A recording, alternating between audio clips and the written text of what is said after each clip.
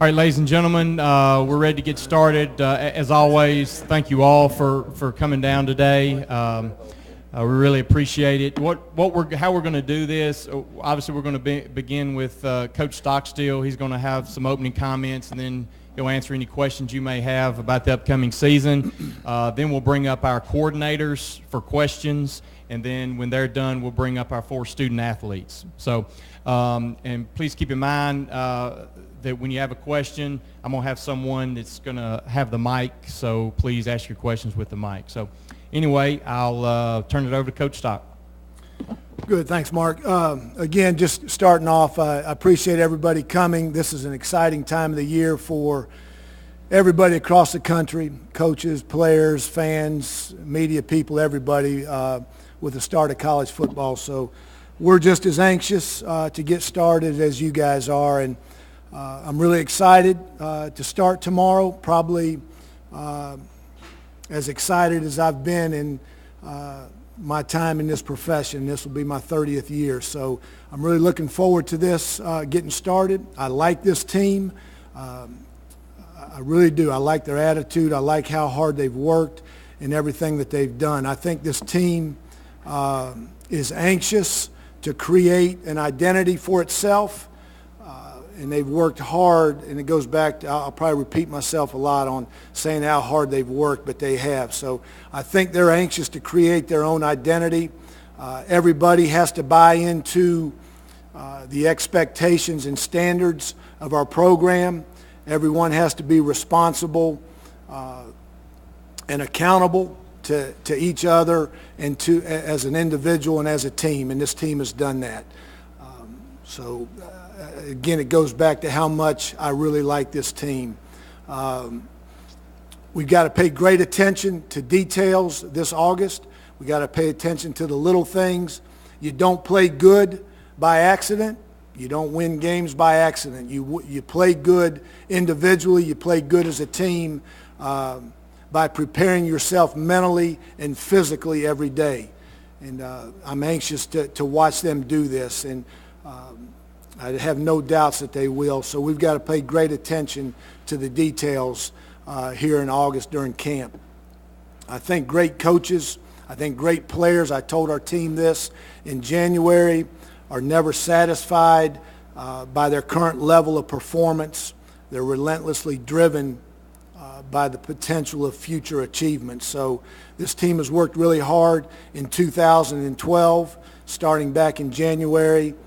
So again, it goes back to how much I like this team. I think we lost our edge a little bit. I'm not going to spend a lot of time on last year, but I think we lost our edge a little bit last year after those first 3 games, or 3 of the first 4 there, 5, when we lost them by 3 points and basically on the last play of the game.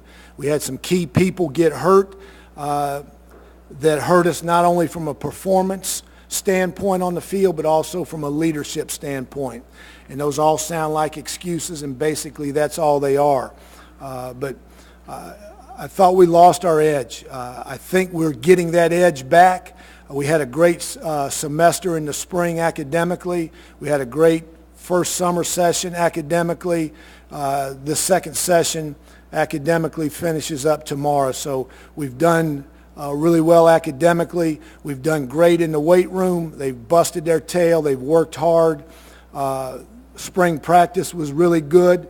I was excited about that. So I think we're getting that edge back. It's not all the way there, but that's what these next 29, 30 days of August when we get started tomorrow, that's what those days are for. But I really think we're got that edge back. We've got something to prove individually and collectively as a team. So anxious to get out there. We've got good players, got a lot of talented players, but talent is given to them. Talent was given to these guys, and it's the attitude and effort that you have that's a choice. Every day when you wake up, You choose if you're going to be in a good mood, if you're going to be positive, if you're going to have a great attitude. You choose what kind of work ethic you're going to bring to work that day, how hard you're going to work in the weight room, how hard or how you're going to pay attention in those meetings, how hard you're going to work on the practice field. And those are the daily habits that we've got to create and develop on a consistent basis every day. And again, this team has shown that since January. So those are things we've got to continue to reinforce and reemphasize on a daily basis here as we get started tomorrow. We got our nose bloodied. I said it down there at the Sun Belt Conference meetings. We got our nose bloodied last year, and to me, and I challenged our team. I said, do you have the guts, do you have the pride to pick yourself up off the floor and do something about it and create your own image of yourself and as a team?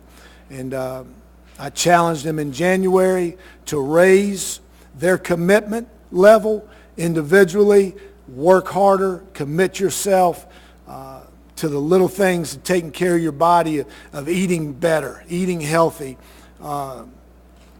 working harder. Just be cognizant of everything you're doing individually, how hard you're going to work, raise your commitment level, raise your standards, and then do that as a team as well. So again, we haven't played the first game. We haven't had a practice yet other than spring practice, but I really like this team. I think they've accepted that challenge, and they're looking forward. They're as excited about getting started tomorrow as I am, as we are as coaches.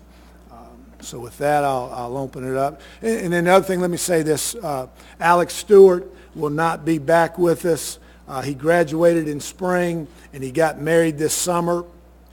And he called me back in, the 1st of July after he got married, and, thought his commitment needed to be to his family, his wife, and his son. And I understand that. I'm proud that he graduated. Wish him nothing but the best. But it was a tough decision for him. But he's got a lot on his plate right now, being married and being a dad. And just proud that he graduated and appreciate his contributions that he gave to this team and this program the last 4 years. So with that, I'll open it up. Coach, during the offseason, you made several changes. You brought in some new coaches. You changed several facets of the team. What do you think about this changes so far? I know it's early on and you guys start practice tomorrow, but how do you think the changes have worked out so far? Well, one, and I told you guys this, or told everybody, I told our team, so I told everybody that I was going to evaluate everything within this program and do anything that I thought needed to be done to make us better, to give us a chance to be successful. I'm really, really excited about the three new coaches that we've brought in. Matt Moore and Glenn Ellerby are, and I've been in this business a long time, and I think they're the two best offensive line coaches I've ever been around. They're passionate. They've got a tremendous amount of energy. They're great communicators, not only with their players, the players that they coach, but the other players that they interact with on this team. So I think I couldn't be happier with those two guys, working with the offensive line. Tyrone Nix, just fortunate that we've got him. One, he's respected as one of the best football coaches, in this profession. But he's also, and I've coached with him for a year at South Carolina, he's also respected as one of the best people, best men in this country or in this profession. So he's a phenomenal person. First of all, he's a great coach. He's a great communicator. He's a great teacher. He's been in the SEC the last 8 or 9 years, and along with Steve Ellis and David and Joe, those guys have meshed really well on the defensive side of the ball. So I'm extremely excited about that. The new coaches that are here, we've changed some things schematically, offensively and defensively, that we studied and looked at, and just to give us the best use of our personnel. And I'm not going to get into a bunch of details. We're doing this, we're doing that. They're subtle changes, but they're changes within our offense and defensive structure to give us the best chance to win. And I've always believed this. You know, we've got a philosophy offensively, what we want to do. We've got a philosophy defensively, what you want to do. And if you bring in one coach or two coaches or whatever on either side of the ball, we're not going to change, you know, drastically, schematically. Why would you change, you know, an organization of 175, 200 people when you count all the coaches, all the players, everybody involved in it for one coach? You know, that one coach is going to learn what we're doing on that side of the ball. The same, you know, if you bring in one or two coaches. There will be subtle changes schematically, but we're not going to change the players. We're going to change the coaches and let the players continue to develop what they've learned over the last year, 2 years, 3 years. Coach, on that note, you've had, I think, 9 coordinators, offense, defense total over the last 5 years. There are different, you know, situations there, why that is, different factors. But is it hard to kind of keep together what you want to do year to year, knowing you're changing coordinators? You know, some of that has been my choice to make changes. Some of the other has been their personal choice to go to another job. It's the nature of the business. I understand it. You know, continuity. You like continuity, but you know, the food chain of what they're paying in the SEC, and I understand all that. So it's not an issue. You know, I'm never, ever going to hold somebody back. I hope everybody stays as long as they want to stay, as long as they're contributing, you know, to the performance of this team. But it's the nature of the beast, nature of the business, and you know, I understand it, so it's not an issue to me in whatsoever. And you talked about guys getting that edge back. Does some of that, the changes in personnel, the changes in the coaching staff, does that lend itself to getting an edge back, some new faces, some new ideas? Yeah, I think so. I think so, Adam. I think it's a strong possibility. I hope it is. You know, just the sense that. You know, and it's not just players have something to prove. Coaches, everybody has something to prove. You know, whether you win 13 games or you don't win any games. Every year you have something to prove in this profession, and you know, that hunger, that chip on your shoulder, that drive, that motivation. You know, as a player, as a coach, to be successful on Saturday, that's what drives you. And, you know, I hope our players see that same hunger, that same drive, that same chip on our shoulders that I want to see on our players. And lastly, with Alex was your most experienced guy, and you already had maybe some few depth concerns there up front. How does that change your offensive line now? You know, it hurts us from a depth standpoint. You know, Alex wasn't able to go through much of spring practice this year, this past spring, because, you know, an injury that he was rehabbing and everything.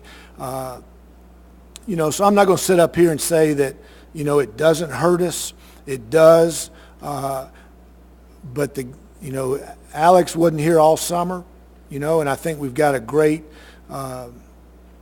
continuity up front in that offensive line. Yeah, there's some young guys, but Josh Walker's, you know, started, you know, 12 games last year and has played a bunch in his career. Jadarius Hamlin's played. You know, you got 2 junior college guys that are coming in. Micah James had an outstanding spring and has had a great summer. You know, Isaiah Anderson is another guy that, you know, had a good spring till he got hurt, but, you know, he's back healthy now. So I think it hurts us more from a depth standpoint. And, you know, it's just when somebody goes down with an injury or somebody, you know, gets married and, you know, leaves like that, you know, it's an opportunity for somebody to, you know, to step up. And I think our guys are ready for the challenge and they're looking forward to it. So I'm not going to sit up here and say it doesn't hurt. It does a little bit from a depth standpoint. Coach, from a personnel standpoint, you opened this season with 33 kids from Georgia on scholarship, which is the next two, 15 Florida, 13 Tennessee. Can you speak to why the success with so many kids from Georgia on this roster, and then also maybe to the 13 from Tennessee?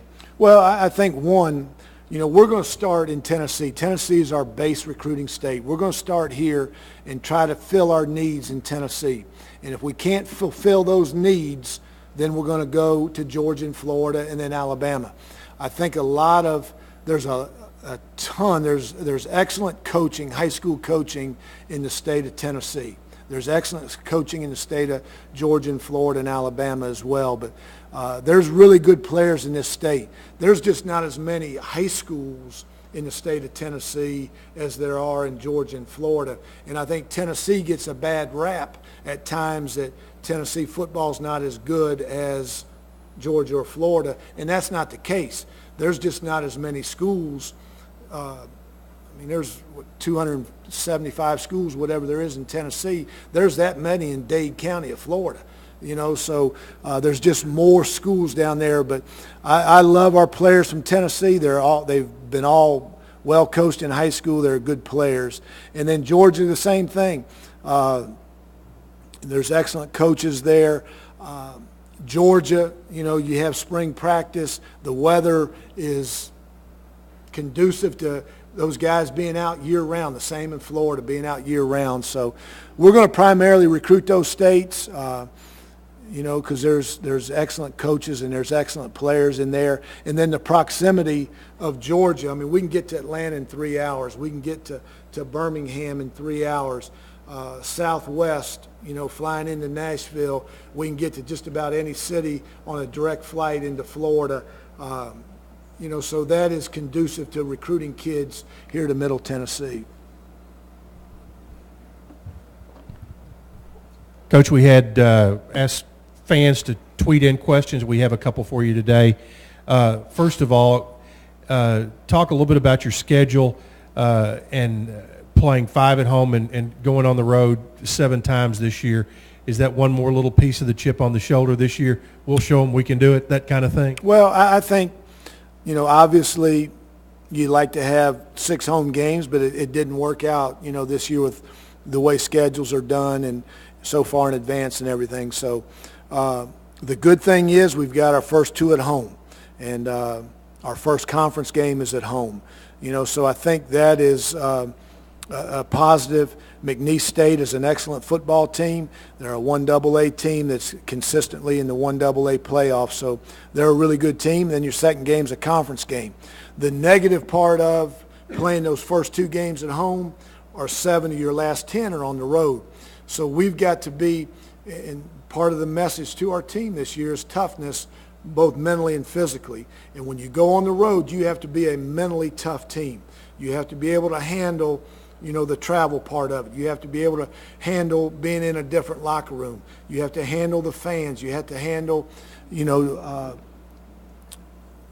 newness of being on the road, or the difference of being on the road, the unfamiliarity of being on the road. So we've got to be a mentally tough team, and we've got to, for us to be successful, we've got to be able to have success on the road this year, because 7 of 10 are on the road. The other one that was tweeted in, you mentioned the 3 assistant coaches on the field that were different. Jason Spray has taken over in the weight room. How important is it for him to set the tempo with your players after spring practice and through the summer, with him being really the only coach who has hands-on with them? Well, I've always said this, and I've always felt this, that I think the strength coach needs to be your most valuable coach. He's got his hands on these guys a heck of a lot more than we do. Now, we'll have them from August to December. We'll have our hand on them then.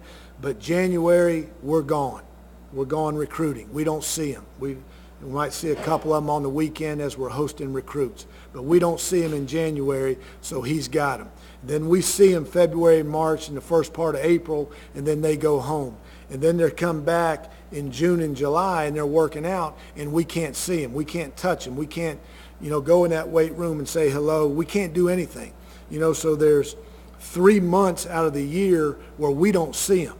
And that's why he's got to be he's got to be involved in their personal life. He's got to know, what's going on with them family-wise. He's got to know they're trying to gain weight, lose weight. They're trying to get faster. They're trying to get stronger, whatever. He's the guy in their life as much as we are, if not more. So I think Jason has done an outstanding job. I said it last year in December that I felt like, we lost some of our edge in the weight room. I thought we lost that enthusiasm. We lost some of that toughness, that the mental toughness, the physical toughness. I thought we lost some of that, and that translates over to the field. I thought we lost it, on the field, and to me it starts in the weight room. The mental toughness, the physical toughness, it starts there. And I think Jason and his staff have done an outstanding job since, we hired him there when they came back in January. So been extremely pleased. I think our players look different physically. I think they feel differently about themselves when they look in the mirror. I think they're more confident from a strength standpoint, from a toughness standpoint, from a conditioning standpoint. So you ask them, I think they'll say, reiterate the same things I've just said. Coach, you talked about guys being motivated by the promise of future success, but how valid a motivator is avoidance of repeating past failures? Like guys coming in and saying, I want to go twice as hard because 2 and 10 sucked and I don't want to go through it again. Well, I think that's always, a motivating factor. Anytime you fail, no matter what it is, if you've got any pride about yourself, if you got any personal pride and character about yourself, whether you fail an English test, that you studied so hard for, football's a hard game. And you're going to go out there and you're going to run your 300-pound body into another man's 300-pound body in 115-degree heat. That's not fun. And you're going to get up and you're going to do it over and over and over again.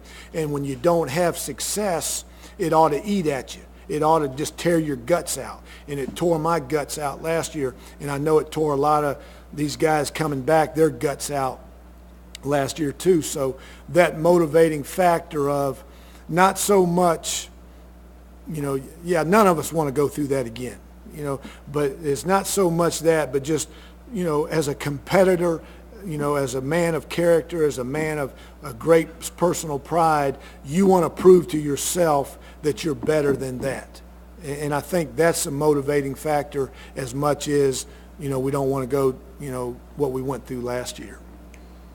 It seems like it becomes more of a story every year with college athletes particularly and social media. Down at your alma mater, Jimbo Fisher has pulled the plug basically on Twitter. Should that be a part of the coach's scope, and would you consider something like that if a couple of guys got out of hand? I talk to our players, and I've done it since I've gotten here. I talk to our players as much about Facebook. And when I first got here, Twitter wasn't invented. Twitter's just come on, in the last couple years. But I talk to them about Facebook and Twitter all the time. And we brought in a guy last week, and he even talked about it. I'm aware of it. We monitor it. I don't want to take it away from them, but I will if they are not mature enough, if they're not man enough to make sure they're tweeting something that is not disrespectful or is not derogatory or is not racist in tone or is not sexual in tone. I think it's important. And, these guys, they're aware because they hear me say it all the time that corporations, people, when you go to get a job, when you get out in that real world here in a year, 2 years, 4 years, they have access, and you can tweet something, you can Facebook something, and then delete it, but it's out there forever. And so I want them to be aware of, and it goes back to being accountable to what I said earlier and being responsible, that you have an obligation to your family, to yourself as an individual, to this team, and to this university to make sure you're representing your family name or this university in a positive light. I tell them all the time, before you hit send, act like the general manager of the Titans or every NFL team is going to get that tweet. And he's going to base whether he's going to draft you or not on what you tweet, or what your mom's going to read it, your dad's going to read it, somebody in your family is going to read it, and would they be proud of what you tweeted? If you'll wait 3 seconds before you hit that send button and just read it, do I really want to send this? And if you can answer yes, if you're just trying to get a laugh out of somebody, don't send it. So we're aware of it. I don't want to take it away. I guess I'm answering your question. I don't want to take it away from them because I think it's part of society. That's how young people communicate now, and I don't want to take it away from them. But if they say anything that's going to embarrass this university or this program or this team, I will then. Coach, obviously Logan Kogor was one of the bright spots last year. Can you just kind of talk about what you saw from him in the offseason, or are you encouraged again going into this year? Well, yeah, I think Logan had some games that he played well in. I think he had some games that he'll tell you, I'll tell you, that he can play better in. I think last year was a great learning experience for him. It was the first time as a full-time consistent starter. He experienced a couple highs. He experienced a bunch of lows. The bottom line for a quarterback is you got to win. That's the bottom line. And we didn't win enough last year. And he'll be the first one to tell you, he can throw for 5 touchdowns and 500 yards, whatever it was at Troy last year, but we lost. And that's all that matters to a quarterback. It's all that matters is win the game. But I think Logan has studied extremely hard. He's worked extremely hard. I think, if he continues to work here in August, which he will, and stay humble, he's got a chance to have a really good year. And but I think that I think we'll all be better. Logan included, from the experiences that we went through last year. When you have a year like that last year, does it derail what you've done, what you were able to do the first 5 years? No, sir, not a bit. And I said this, I told our staff this last week, I'm not going to let any short-term disappointments derail me from my long-term vision. Yeah, we had a bad year, had a sorry year. It was bad, okay? But I'm not going to dwell on that. I'm not going to look at, we hadn't done anything here. We've done a lot of good things here. Been to 3 bowl games. We've done had some great wins. We've won the conference. We've done a lot of good things. Our kids are graduating. We've had a lot of good things happen here. We had 4 months of sorriness. We had a sorry year, September to December. We had 4 months, and I'm not going to let that damper or put a black mark that we haven't done anything here. We've done a lot of dang good things, and I'm excited about this year, and we're going to do a lot of good things this year. So, no, that one bad year, one disappointment there, not one bit.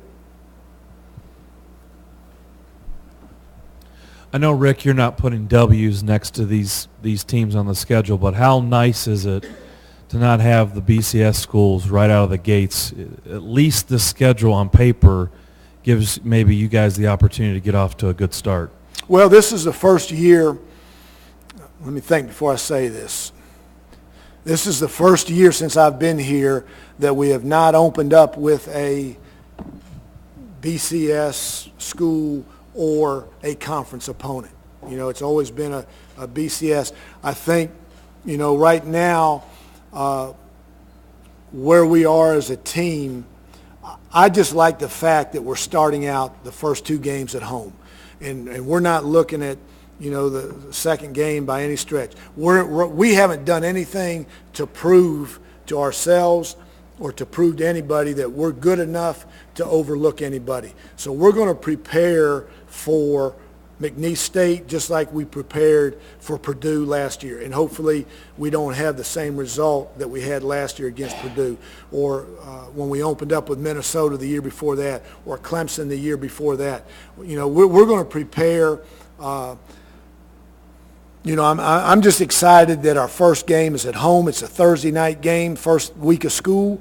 Students ought to be jazzed up. Fans, local people ought to be jazzed up. It ought to be a sold-out place.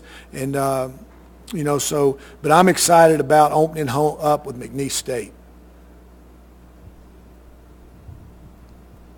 Anything else?